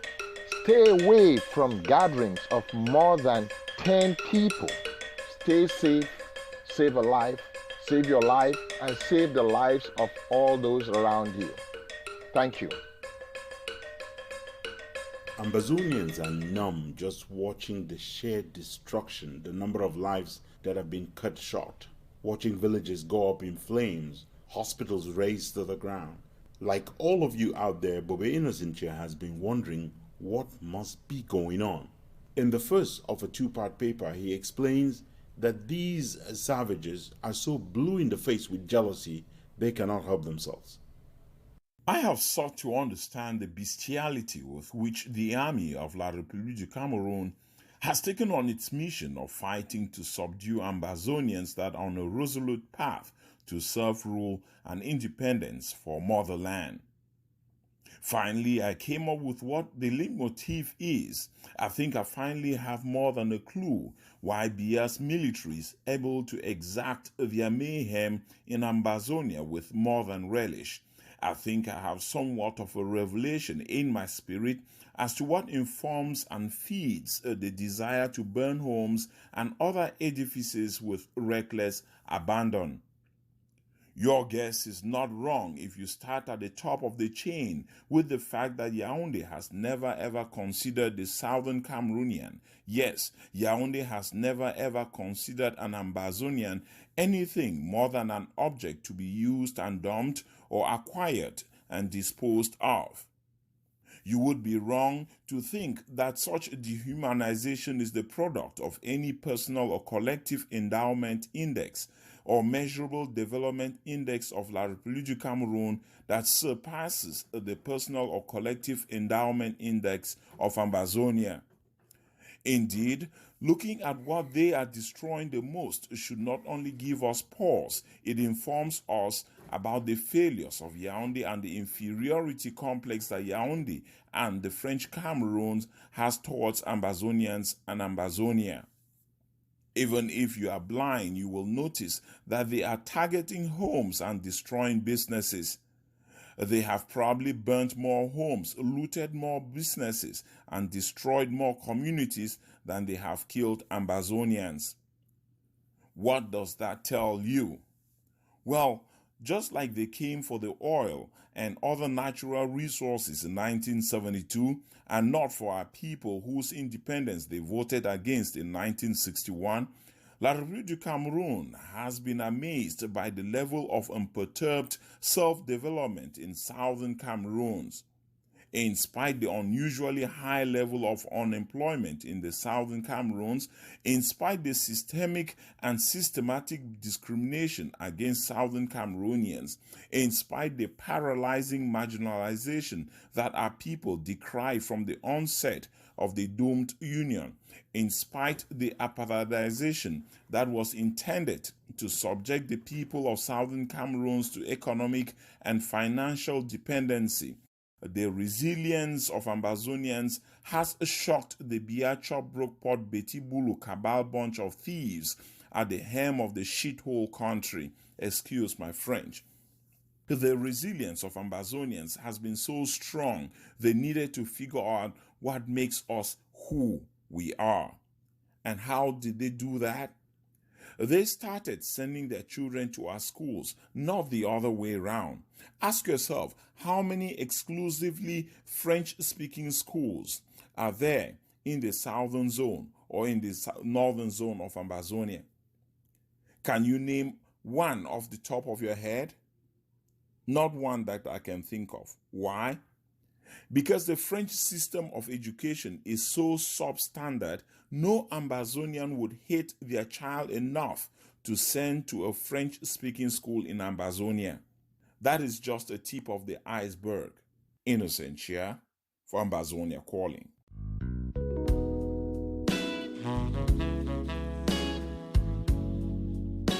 And now that we know the tip of the iceberg, when we return, we will dig deeper into this issue. The cracks. Rastaman are loading. Everybody loading. Rastaman are loading. Everybody loading. Jah bless ya. Rastaman are loading. Everybody loading. Jah bless ya. A woman is a blessing. Teach a better lesson. Jah bless ya. A woman is a blessing. Teach a better lesson. Jah bless ya. If you love your woman, treat her right. Never make her cry, even though you're right. I go love you and more every day. I go make you mine, whether dead or alive. Woman, the fate of the world lies in that small belly. If you know you're born of a woman, mama, she took care of you when you were tender. Mama, she couldn't sleep when you were hungry. Mama, mama. Rastaman are loving, everybody loving. God bless ya. Rastaman are loving, everybody loving.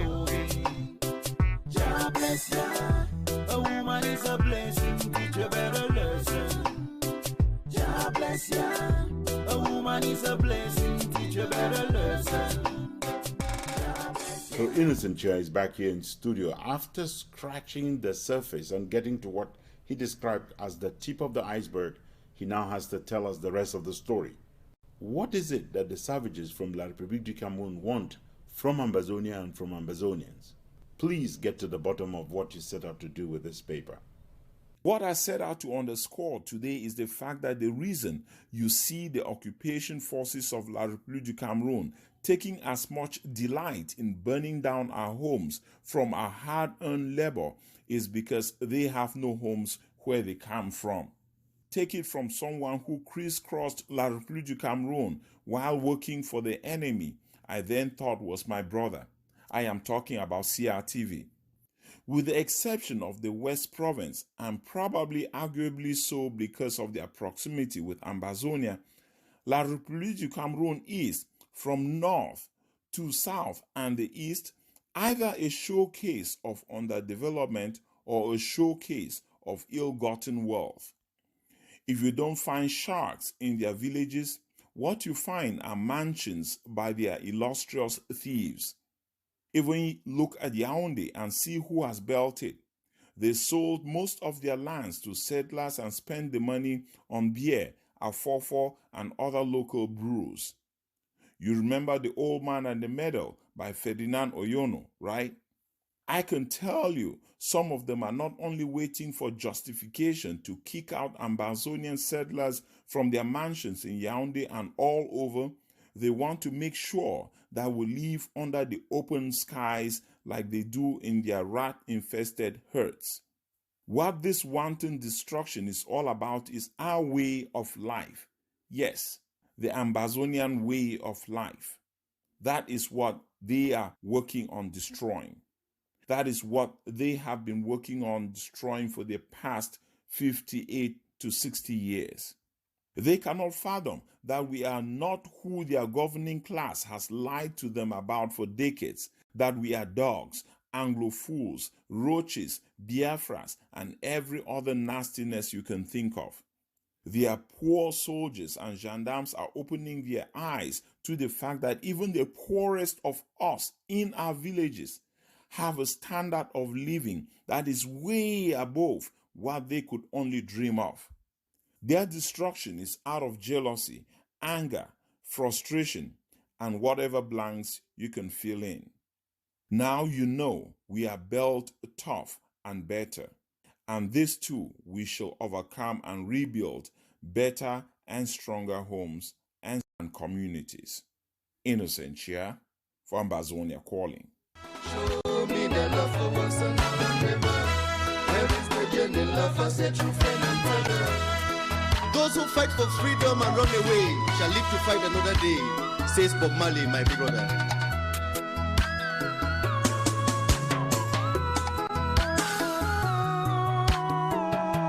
You are a minister, you know that you have been chosen to work for the nation.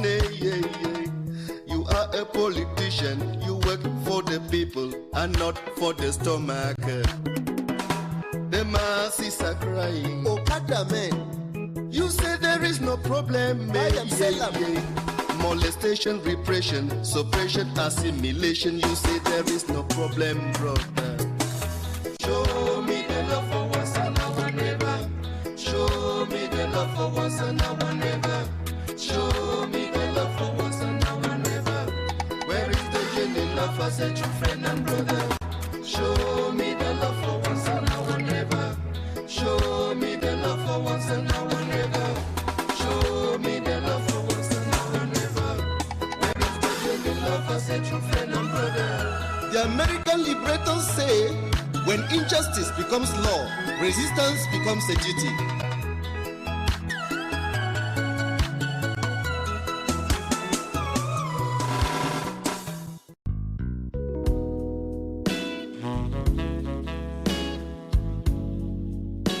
Cameroon's extension of its border beyond that which it gained independence on the 1st of January 1960 is illegal, null and void, and it cannot, by prescription, articulation, or aggression, turn a de facto situation into a de jure one.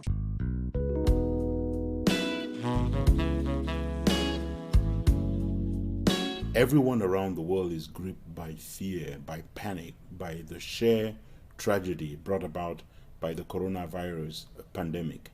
It's perhaps time for us to take a little break, crack a few jokes, and there's no one to crack them better than our friends from next door Nigeria, just trying to define social distancing and finding the definition for the word quarantine. No place like Nigeria to get this stuff. A large number of the populace do not understand the meaning of these words. I don't really understand what they mean by social distancing.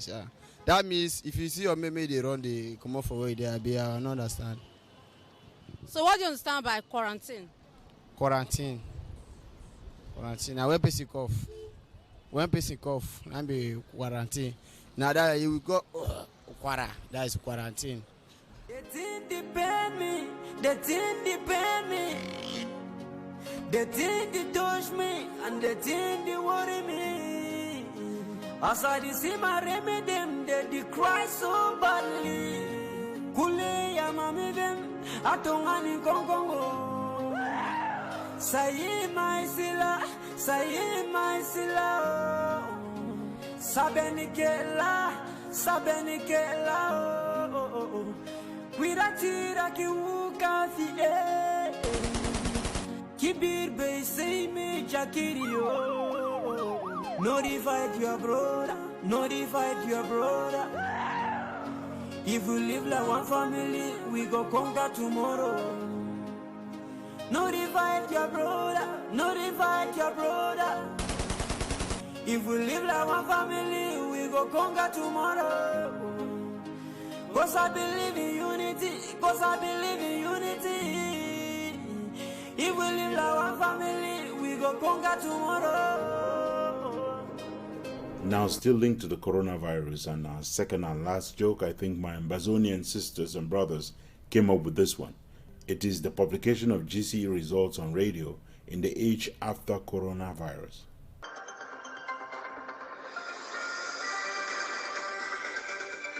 The Cameroon General Certificate of Education Board, GCE, has released its results for 2035.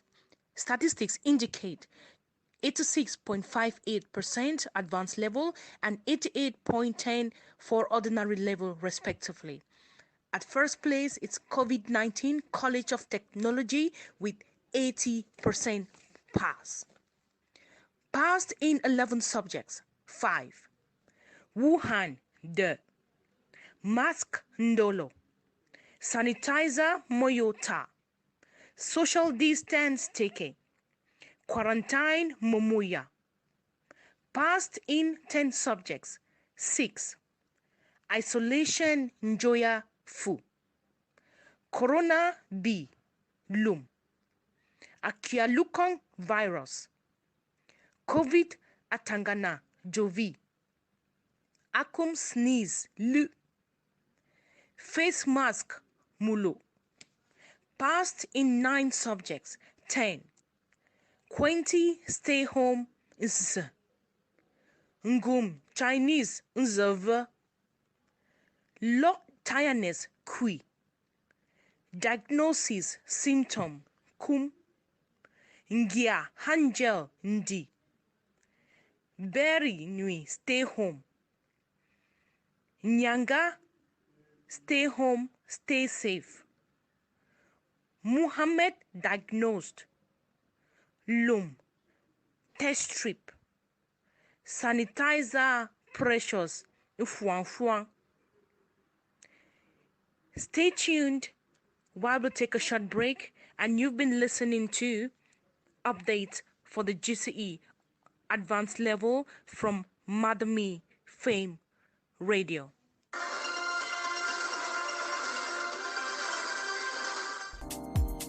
This is Ambazonia Calling. Because you have your army of occupation out in West Cameroon, you believe that when the people will rise, even if you took the whole of the French army and added to yours, you will never bring them down. And I call on all Cameroon soldiers to lay down their arms within Ambazonia and to turn their arms against the very system that has made them slaves in the land of their birth. For more stories from around the world, go to the World Wide Web at themissionstribune.com, compassfreepress.com, and africafreedomnetwork.com.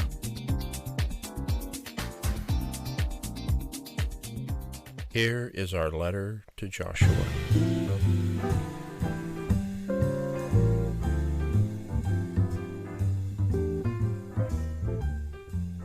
Dear Joshua, did you know it is Holy Week? Why am I asking? Why not? You don't act like a Christian. I figured I needed to issue one of those not so gentle public reminders. Since it seems you do remember that it is Holy Week, do you also remember what you learned in those days when you wasted the time of the missionaries being molded at the minor seminary? Nothing in you right now suggests that you even remotely remembered what you learned there. So let me ask again, at the risk of getting under your thin skin. Do you know it is Holy Week, Joshua? This is the week of the Passion of the Christ. It is the holiest of all weeks on the Christian calendar. We're mere 6 days away from Easter Sunday, or Resurrection morning. Remember what happened on that day more than 2,000 years ago? Well, Christ the Messiah rose from the grave, defeating death and making everlasting life through resurrection possible for those who believe, only for those who believe, Joshua. At a time when the coronavirus pandemic is ravaging even the richest countries of the world, you should not have to consult the oracle of the Fang Beti Bulu clan to be reminded of the wrath of God.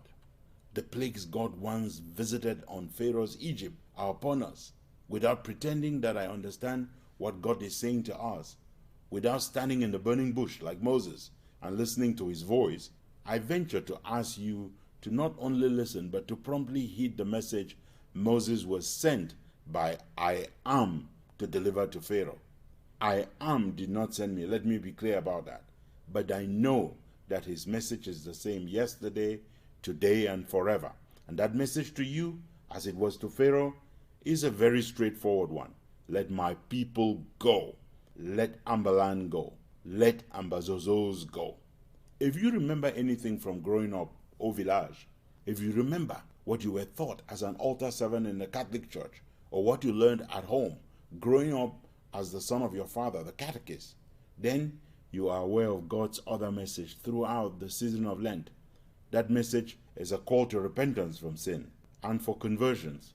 It is an invitation to all to turn from their evil ways. It is a call from the likes of Nkunkuma to deliver justice to the widow and the orphans, to bring good news to the poor, to set prisoners free. Did you hear that, Joshua? Set prisoners free. It is an order from the Most High. But you are free to disobey, of course. You can be your own God. After all, did Konchu Zeromo not challenge God himself to dare change the results of the fraud you call elections? Does Famandongo Jacques not worship his creator at Angola more than our Father in heaven? Your fate at last has sunk to the depths of clan worship, and your soul is held hostage by the power and the cults of Isingang. It is, I am told, the gods of Isingang that you are doing homage to and offering sacrifice for the coronavirus plague to pass you by. Like Pharaoh in Egypt, you are more focused on nursing your spoiled son, that brat, into becoming the next big Katika of Angola. Clearly you have forgotten, have you not, that Yahweh did not spare the life of any firstborn male in the land of damnation he visited with plagues. One thing is important and urgent. You are a wasted life, a dead man walking. I saw a video of you the other day. I could confirm, boy oh boy, it was a miserable sight to behold your ghost.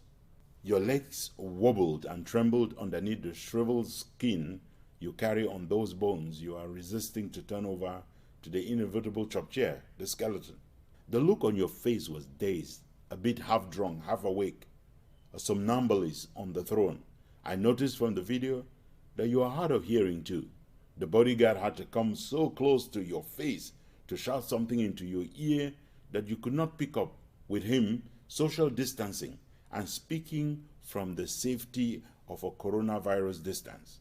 Then As you walked away, I noticed that a full moon now occupies the spot on the back of your head where healthy dark hair once thrived for the glory of a Jackson 5 afro. Don't conclude I no longer care for you, Joshua. I do. I care enough to check in every week on when you plan to kick the bucket. I do not applaud, for instance, when the one whose fans call him Canto Notre Président gives you ultimatums. I say a prayer for you every April 6th, asking God how he could have done this to us. Does the word of God not say that it is better for one man to die than for all those many coup plotters to have been rounded up and summarily executed in the forests of Mbalmayo? Even now, I pray that God will understand who really deserves to have their life snatched by the coronavirus. Why afflict the likes of the Queen of England, the Prime Minister, and almost an entire cabinet in Iran? Why take people who are on the waiting list when the candidates who passed the exam of death in List A are still waiting? Here is the silver lining in all the bad news. If you took ill now, Joshua, you would end up in the same hospitals the poor go to, the same hospitals you refuse to bill. And alongside the poor you have neglected all your life, death will not delay. But I said I was going to give you good news. Now, the great news of suffering and dying in Angola is the certainty compared to the grand camarade you once flattered with the description, my illustrious predecessor.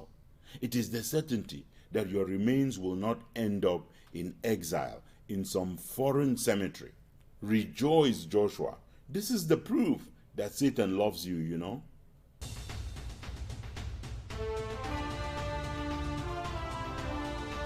From our studios here in Washington, D.C., our producer is Jeff McCoy. Our music today is from Ken Wanaku, the monk from Balikumato, William Ford, an ambassador of blessed memory, Eric Matisse on the web at soundimage.org, and Prince Ajua Alemanji of Ajam Sonic Kitron, USA. Ambazonia Calling is a joint production of Africa Freedom Network, the Missions Tribune, and Compass Free Press. You can find us on the web at www.themissionstribune.com, www.compassfreepress.com, and www.africafreedomnetwork.com. Next Sunday is another day. Until then, keep the spirit, keep the faith, keep up the fight for justice and independence for Ambazonia. Stay Amba strong.